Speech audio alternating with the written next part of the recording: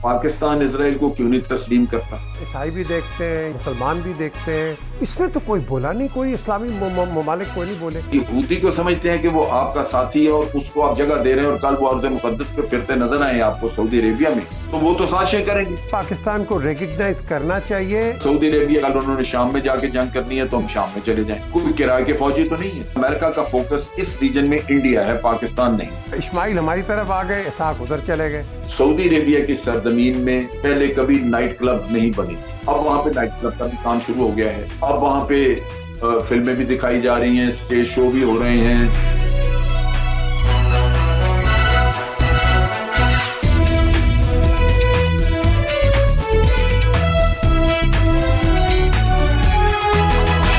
अस्सलाम वालेकुम and welcome to PJ मीज़ official YouTube channel. आज हम बात करेंगे apart from the sports and other subjects, एक बड़ा अहम सब्जेक्ट है जिस पे बड़ी लंबी एक डिबेट हुई है और हो रही थी और होगी, और वो है कि पाकिस्तान और इज़राइल के कई ऐसे मौके हुए हैं कि पाकिस्तान के लीडर्स मिले। लीडर्स क्या मिले मैं आपको बता देता हूँ। जॉर्ज द सैंक में पेरिस में जनरल मुशर्रफ की एक just they were crossing each other, Shimon Peres और जनरल मुशर्रफ, तो एक हेलो हाई हुई एंड दैट्स अबाउट इट। उसके अलावा फिर आप देखते हैं कि कंस्पिरेसी थेरीज़ होती हैं कि हमारे डिप्लोमेटिक रिलेशंस होने चाहिए या नहीं होने चाहिए। मैंने ख़ुद 2006 की जो जंग थी इज़राइल की और लेबनान में वो कहते हैं हिज़्बुल्लाह की, उसके अंदर मैंने इज़राइल से कवरेज की। वो भी एक बड़ा इंटरेस्टिंग मैं कहता हूँ एक इवेंट था। मैं समझ रहा था कि इज़राइल में मैं जाऊंगा तो शायद बहैसियत एक मुसलमान या एक पाकिस्तानी कि I might get a hostile approach, but ऐसा नहीं हुआ। वहाँ मैंने अज़ान भी सुनी है, वहाँ मैंने सिनेगॉग भी देखे, वहाँ मैंने ये इंडिया से 50,000 यहूदी एक ऊपर एक जगह है उसका नाम है मटुला, राइट साइड पे गोलान हाइट्स है, लेफ़्ट साइड पे एक बीबी फातिमा का गेट है, then it's Lebanon, in between वो मटुला है जो कि लैंड दिया है एक बैरन ने, रॉथशाइल्ड ने गिफ्ट किया था इज़राइल को। वहाँ इंडियन जो जूज़ हैं वो 50,000 की तादाद में वहाँ रहते हैं। एक किबुट्स है बहुत बड़ी, हागो शरम, वहाँ ही रहते हैं। बहरहाल ये अलग बात है। आज मेरे साथ जनरल शुएब हैं, और जनरल शुएब आपने इनके हर किस्म के तबसरे सुने, political, military end of course other strategic analysis ये देते हैं पाकिस्तान के। तो आज मेरे बात करनी है कि ये जो अब इज़राइल को आप कह लो रिकग्नाइज़ कर लिया यूएई ने। मैंने सऊदी एम्बेसी तो देखी है टेल अवीव के अंदर, सऊदीज़ तो थे बहुत, मैं 2006 की बात कर रहा हूँ। लेकिन आज ये जो यूएई का एक टर्न हुआ है, इससे हमारे ऊपर क्या इम्पैक्ट पड़ेगा? इस्लामिक उम्मा जो हम बात करते हैं, उम्मा तो उधर चले गई है और हम कहाँ हैं? तो जनरल साहब यही एक सवाल है कि where are we, what do we want to do, what ought to be our next step? बिस्मिल्लाहिर्रहमानिर्रहीम। देखिए, पहली चीज जो हमें ज़हन में रखनी चाहिए कि उम्मा का तसव्वुर पाकिस्तान में है जबकि बाकी जगहों पे नहीं है। बहुत कम है और जो मुस्लिम उम्मा की बात करते हैं। मैंने कम से कम अरब कंट्रीज में ये चीज़ नहीं देखी। मैं मुख्तलिफ अरब कंट्रीज में जहाँ गया हूँ, मैं जॉर्डन गया हूँ, इजिप्ट गया हूँ, मैं यूएई में विजिट मैंने किया है, सऊदी अरेबिया बहुत दफ़ा गया हूँ। वहाँ पे कभी भी उम्मा का किस्सा सुनने को नहीं आया। वो अपने आप को अरे ज्यादा आइडेंटिफाई करते रहे हैं, और उस लिहाज से यूं लगता था कि फ़लस्तीन के कॉज के साथ भी उनका जो ज्यादा लगाव है वो शायद इस वजह से है कि एक अरब सरजमीन जो है वो इजरायलियों के कब्जे में चली गई। उस पे भी उन्होंने मुसलमान होने का कभी कोई दावा या जिक्र नहीं किया। तो पहली चीज तो ये है कि हम इसको अगर उम्मा के नुक्ता निगाह से देखेंगे तो हमारी सोच तो हो सकती है, लेकिन उन ममालिक में ये सोच नहीं है। वो उसको अपने मुल्क का मसला देखते हैं या अपने ज़ाती मफादात की। दूसरी बात ये है कि यूएई एक सॉवरेन कंट्री है और उसकी अपनी मर्जी है कि वो जिसके साथ चाहे जी चाहे ताल्लुकात रखे ना रखे, या वो अपने मफादात की रोशनी में कोई भी कदम उठाए, तो उसको चैलेंज नहीं किया जा सकता। हम ये नहीं कह सकते कि आपने ये क्यों किया। लिहाजा इससे हटके बातचीत हो सकती है। हम पाकिस्तान भी एक सॉवरेन कंट्री है, तो हम भी अपने फैसलों में आज़ाद हैं। ہمیں UAE یا کوئی اور ملک یہ نہیں کر سکتا کہ آپ یہ فیصلہ کر رہے ہیں تو کیوں کر رہے ہیں. ایکچولی ہمارے لوگ نہ مانیں گے، نہ ہماری پارلیمنٹ یہ تسلیم کرے گی. تو اس لحاظ سے تو یہ ایک میں سمجھتا ہوں اس کو ایک انڈیپینڈنٹلی دیکھنا چاہیے کہ UAE نے یہ قدم کیوں اٹھایا اور کیسے اٹھایا. اب بات یہ ہے اچھا. کہ یہ ایک ہسٹری ہے. جی، مسلمان ممالک میں کوئی یہ نئی بات نہیں ہے.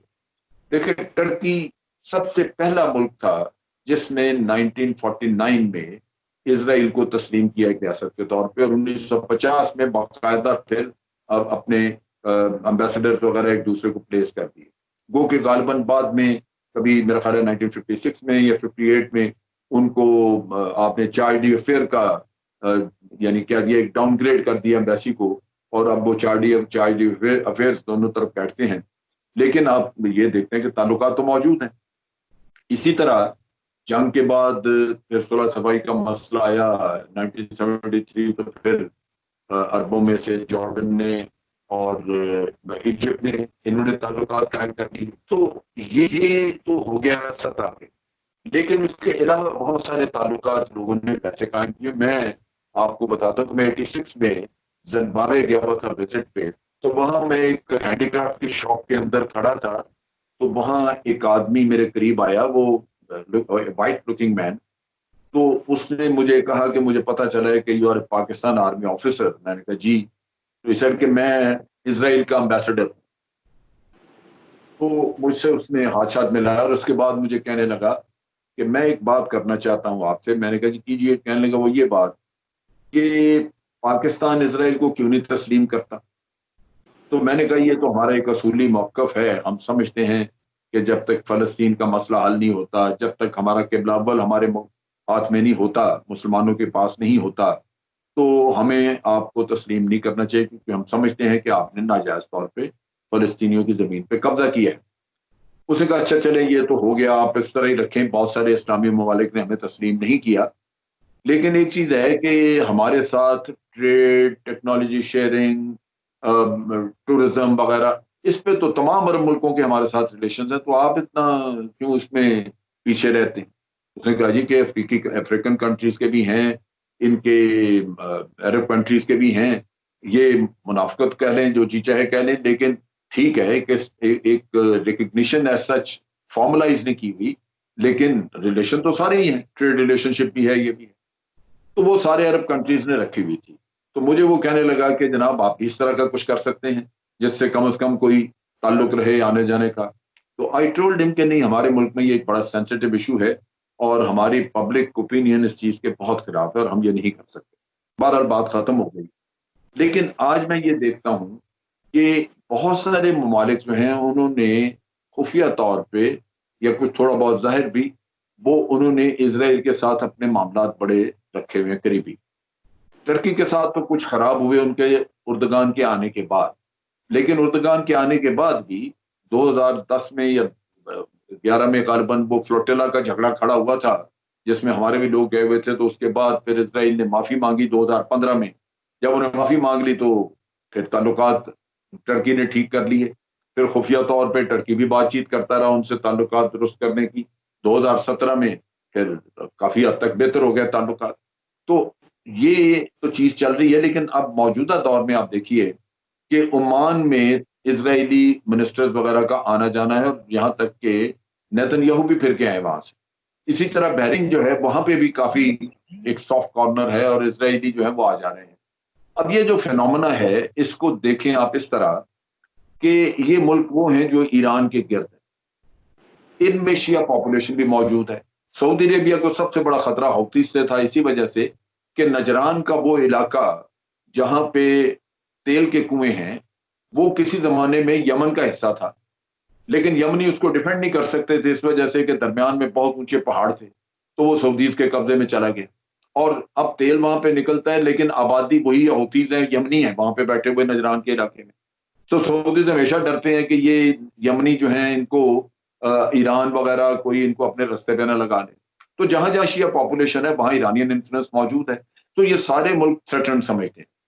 ایک وقت تھا کہ سعودی عربیہ سمجھتا تھا کہ اس کے ہاتھ میں یہ ایران کے ہاتھ میں نیوکلیر ویپن آ جائیں گے، ان کو نیوکلیر ویپنز اگر انہوں نے بنا لیے تو ہمارا کیا بنے گا. تو انہوں نے بڑی کوشش کی کہ ان کو بھی نیوکلیر ٹیکنالوجی ملے، لیکن امریکہ نے کہا جی ہم نیوکلیر پلانٹ تو لگا دیں گے، لیکن آپ ہمیں انڈرٹیکنگ دیں گے کہ اس پلانٹ کے بعد اب نیوکلیر انرچمنٹ کی طرف نہیں جائیں گے، تو سعودیز نہیں مانے. وہاں پہ چائنا لگا رہا ہے یہ نیوکلیر پلانٹ. تو اب ان ممالک نے جو سمجھتے تھے کہ ان کی شیعہ پاپولیشن ہے اور ان کو تھریٹ ہے ایران سے، انہوں نے آسرا اور سہارا لیا اسرائیل کا، کیونکہ کامن اینیمی آ گیا سامنے. اسرائیل کا بھی فوکس ایران ہے، اور یہ ملک جو آج عرب کنٹریز ہیں یہ شیعہ پاپولیشن کی وجہ سے ڈرے ہوئے ہیں، لہذا ان کا بھی فوکس ایران ہے. لہذا ان کی کامنالٹی آف آبجیکٹو ہونے کی وجہ سے یہ اپنے، اور یہ بڑے فرملی یہ سمجھتے ہیں کہ ہم اپنے مفاد میں فیصلہ کر رہے ہیں، ہمیں جہاں سے تھریٹ ہے ہم کاؤنٹر کرنے کی کوشش کر رہے ہیں. اب اس میں ایک ایلیمنٹ پاکستان کا یہ ہے کہ جب ان کو تھریٹ تھی یمن سے، تو یمن کی تھریٹ ہمارے سوچ کے مطابق اگر سعودی سرزمین کے اوپر آتی تو ہم لڑنے کے لیے تیار تھے، کیونکہ ہم نے ارض مقدس کا دفاع کرنا تھا. لیکن ہم یہ نہیں کر سکتے کہ سعودی عربیہ آج فیصلہ کرے کہ اس نے یمن پہ چڑھائی کرنی ہے تو ہم چڑھ دوڑیں. اگر سعودی عربیہ یہ فیصلہ کرے کہ کل انہوں نے شام میں جا کے جنگ کرنی ہے تو ہم شام میں چلے جائیں. کوئی کرائے کے فوجی تو نہیں ہے. جو وہاں پہ سعودی عرب کی جو ارض مقدس کا دفاع ہے وہ ہم اپنے ایک دینی فریضے کے طور پہ کرنا چاہتے ہیں. اس میں ایک دوستانہ تعلق اپنی جگہ پہ سعودی عرب کے ساتھ، لیکن اس سے بڑھ کے ہماری عقیدت ہے اس سرزمین سے جو اس کے لیے ہم کرنا چاہتے ہیں، اور معاہدہ ہے ہمارا ان کے ساتھ. لیکن یہ نہیں ہو سکتا کہ پاکستان جہاں جائے. لیکن سعودی عربیہ کی اپنی انٹرپریٹیشن ہے، وہ سمجھتے ہیں کہ جناب انہوں نے تو یمن میں بھی ہمارا ساتھ نہیں دیا، تو اب لے دے کہ ان کو پھر اسرائیل نظر آتا ہے. تو یہ وہ چیز ہے لیکن اس کے نتائج بڑے خراب ہو سکتے ہیں. اب جو بات آتی ہے کہ from the Pakistani perspective, do you think کہ پاکستان کو ریکگنائز کرنا چاہیے یا نہیں کرنا چاہیے؟ دیکھیے پاکستان میں بھی دو طرح کے خیالات ہیں. جب سے انڈیا کے بہت قریب آیا ہے اسرائیل، تو بہت سارے لوگ یہ کہتے ہیں کہ ہمیں بھی تعلقات رکھ لینے چاہیے. اور پھر آپ کو پتہ ہے فلسطینیوں کا ایٹیچیوڈ کشمیر کے معاملے میں کوئی اتنا سرگرم نہیں رہا. فلسطینی جو ہیں وہ پرو انڈیا ہمیں ہمیشہ نظر آتے رہے، دیکھتے رہے. یاسر عرفات بھی وہاں جاتے آتے تھے. تو بہت سارے لوگ یہاں سمجھتے ہیں کہ ہم بلا وجہ فلسطینیوں کے لیے ہلکان ہوتے جا رہے ہیں. لہذا ان کا خیال ہے کہ ہمیں انڈیا میں ان کی اسرائیلیوں کا جو وہاں پہ ان کی کوپریشن ہے ان کے ساتھ، اس کو اگر ڈیلیوٹ کرنا ہے تو ہمیں اسرائیلیوں کے ساتھ ہاتھ ملانا چاہیے.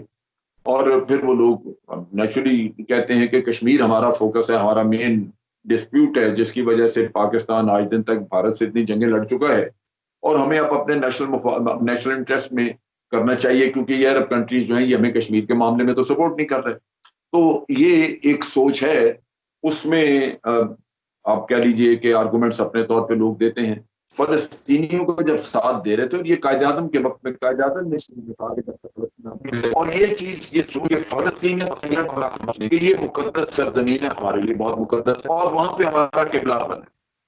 تو ایک اصولی فیصلہ ہوا کہ قبلہ اول یہودیوں کے قبضے میں نہیں چھوڑا جا سکتا.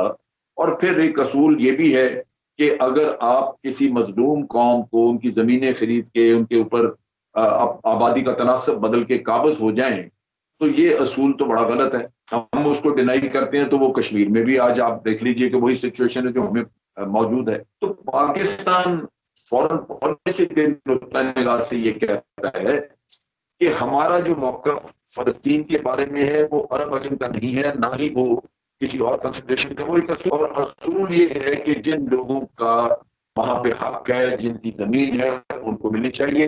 اور دوسرا یہ کہ قبلہ اول جو ہے وہ یہودی کے تسلط سے آزاد ہونا چاہیے.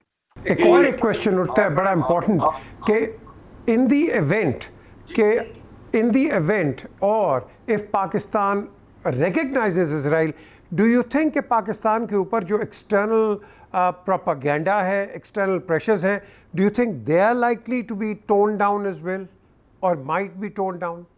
اسرائیل کو ریکگنائز کرنے سے اسرائیل کے ساتھ تو ہو سکتا ہے کہ آپ کی ایسی انڈرسٹینڈنگ ہو جائے جو نسبتاً بہتر ہو، اور آپ یہ سمجھیے کہ آپ نے کسی حد تک انڈین جو فیکٹر ہے اس کو آپ نے کسی حد تک کنٹرول کر لیا یا نیوٹرلائز کر دیا.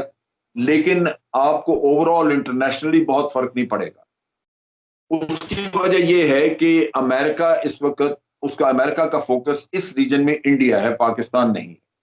اور اس کی وجہ سے تمام مغربی قوتیں چائنا کی طرف دیکھ رہی ہیں کہ ہمارا مین ایڈورسری چائنا ہے اور انڈیا کو اس کے آگے پراپ اپ کرنا ہے، لہذا وہ انڈیا کے ساتھ، اور انڈیا ہمارا سب سے بڑا دشمن ہے، چائنا ہمارا سب سے قریبی دوست ہے، جبکہ ان کے لیے آج سب سے بڑا دشمن چائنا بن گیا۔ تو جب آپ ایک مخالف کیمپ میں بیٹھے ہیں تو اسٹریٹجک لیول پہ اس کا کوئی امپیکٹ نہیں ہوگا، وہ جو آج صورتحال ہے وہی رہے گی۔ ہم اسی طرح چائنیز کیمپ میں رہیں گے اور بھارت اسی طرح چائنا کے اپوز کرتا ہوا امریکنز کے ساتھ رہے گا، اور جب آپ دو ڈفرینٹ کیمپس میں ہیں تو نیچرلی انٹرنیشنلی آپ کی اسٹریٹجک پوزیشن میں کوئی تبدیلی نہیں آئے گی۔ اچھا جن صاحب، یہ میں نے جو اسرائیلیوں سے بات کی ہے، ان کا جو ایک عام اسرائیلی کا ایک فیئر ہے، وہ کہتا ہے کہ امریکہ ہمیں استعمال کرتا ہے فار اٹس اون ڈیزائنز، لیکن اس کے اندر ایک لابی ہے جو کہ آپ کہہ لو فائنینشیل لابی، جو کہ امریکہ کو بھی رن کرتی ہے اور دنیا کو بھی رن کر رہی ہے۔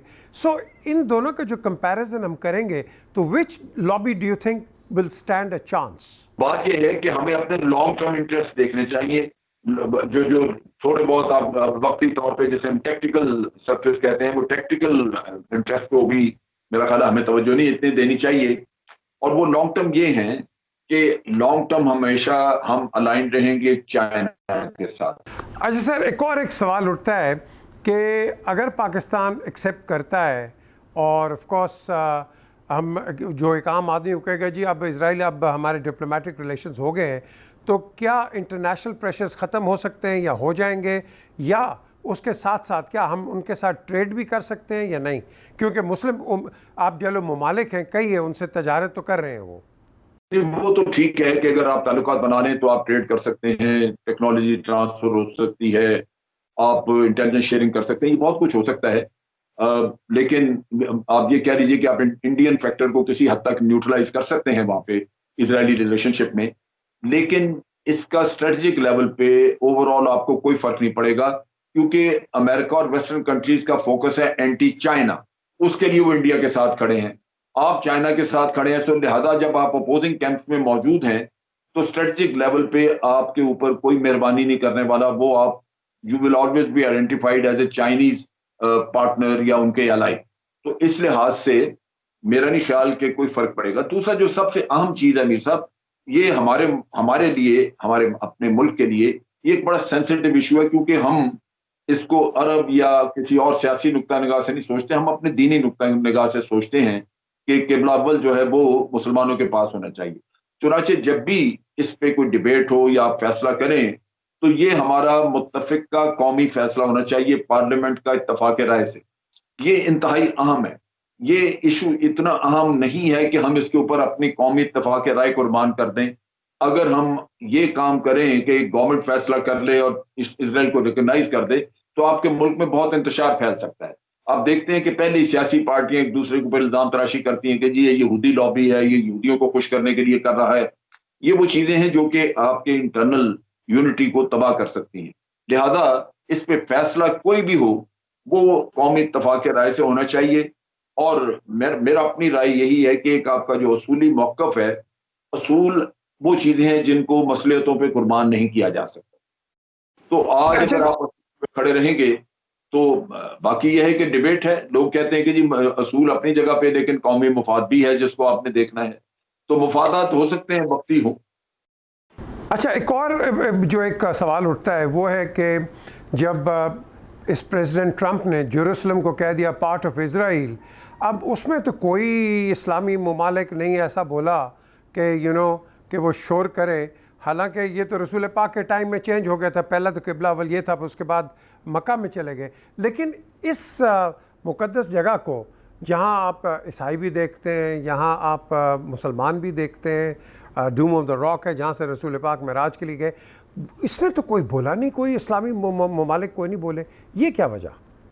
دیکھیے میر صاحب، ابھی اس پہ بھی آپ دیکھیں گے کہ یو اے ای اگر اپنی ایمبیسی کھولتا ہے تو وہ کہاں کھولتے ہیں، اگر ان کو کہتے ہیں کہ یروشلم میں کھولیں تو ول دے گو دیر، اگر جاتے ہیں تو اس کا مطلب یہ ہے کہ اس میں کم از کم یہ ملک جو ایران کے آس پاس ہیں ان سب ملکوں نے یہ قبول کر لیا جو اسرائیل کہتا ہے، ورنہ تو ایشو تو کوئی بھی ریزالو نہیں ہوا۔ پہلی بات یہ کہ فلسطینیوں پہ ظلم و بربریت اسی طرح جاری ہے، ایئر ریڈز ہوتے ہیں، بیچارے مارے جاتے ہیں، پھر آپ دیکھیے کہ ان کی زمینوں کے اوپر یہ ناجائز قسم کی آبادیاں بنا رہے ہیں، وہ آ کے فلسطینی زمینوں پہ اسرائیلی جو ہے وہ یہودیوں کو آباد کر رہے ہیں، ان کی آباد کاری ہو رہی ہے، اس کا کوئی فیصلہ نہیں ہو سکا، حالانکہ یونائٹڈ نیشن نے منع کیا تھا۔ پھر آپ گولان ہائٹس دیکھ لیجئے، مغربی کنارہ دیکھ لیجئے، جارڈن کا، یہ سارے قبضے میں ہیں اور عربوں کی زمینیں واپس نہیں ہوئی۔ تو عربوں کے اپنے مفادات بھی اگر آپ دیکھیں تو وہ بھی آج آپ یوں کہہ لیجئے کہ وہ اسرائیل نے دبائے ہوئے ہیں۔ اب آپ نے ان پہ اس سے کوئی اگریمنٹ نہیں کیا، کوئی معاملہ طے نہیں کیا کہ جناب آپ کو ہم تسلیم کرتے ہیں، لیکن آپ بتائیں کہ آپ اس ایشو پہ کیا کریں گے، وہ تو ہوا نہیں اور آپ تسلیم کرتے جا رہے ہیں۔ تو یہ ایک ایسا ایشو ہے جو کہ لگتا یوں ہے کہ ان لوگوں نے اپنے وقتی فائدے کے لیے یہ کام کر دیا۔ میں صاحب ایک چیز اور آپ کے سامنے گوشگزار کرنا چاہتا ہوں۔ دیکھیں، ایران ایک اسلامی ملک ہے، اس کے ساتھ آج آپ کی دشمنی ہے، آپ کے اختلافات ہیں، لیکن بہر صورت وہ ارض مقدس کے خلاف نہیں ہے۔ انہوں نے کبھی وہ سازش نہیں کی کہ نبی اکرم صلی اللہ علیہ وسلم کے روضے کے اندر جا کے کہیں نیچے سے زمین سے سرنگ بنا کے گھس کے تو جیسے خاکی مبارک وہاں سے لے جائیں۔ یہودی وہ کام کرتا ہے، یہودی کرے گا۔ آپ اگر یہودی کو سمجھتے ہیں کہ وہ آپ کا ساتھی ہے اور اس کو آپ جگہ دے رہے ہیں اور کل وہ ارض مقدس پہ پھرتے نظر آئے آپ کو سعودی عربیہ میں، تو وہ تو سازشیں کریں گے۔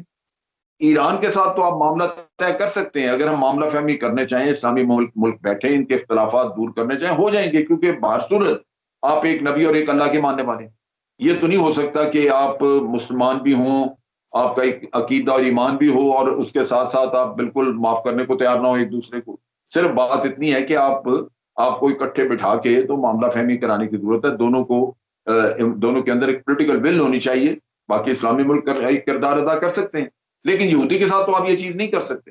یہودی تو آج ان کا ہاتھ پکڑ رہا ہے صرف اور صرف ایران دشمنی میں، لیکن جس دن ایران کے ساتھ اس نے اپنے آپ کو فارغ کر لیا، اس کے بعد وہ پھر ان سب کی باری ہے۔ وہ سعودی عربیہ آج اگر ان کو تسلیم کر لیتا ہے، جو کرے گا میرا خیال ہے کچھ عرصے کے بعد، تو سعودی عربیہ میں ان کا آنا جانا شروع ہوا تو آپ کا دین خطرے میں ہے، آپ کے مقدس مقامات خطرے میں ہیں۔ اس سے تو ہمیشہ جو یہودی کے ساتھ آپ کی دشمنی، آپ کی مخاصمت، آپ کا مسئلہ اختلاف ہے کیا؟ ان کا سارا اختلاف یہ ہے کہ وہ یہ سمجھتے ہیں کہ یہ جو نبی آخری زمان آنے تھے، یہ ان کی نسل میں آنے تھے، وہاں پہ حضرت اسحاق کی نسل میں، اور یہ جو کچھ ہے یہ ان کو قابل قبول نہیں، کیونکہ وہ تو اپنی نسل کو پروموٹ کر رہے ہیں۔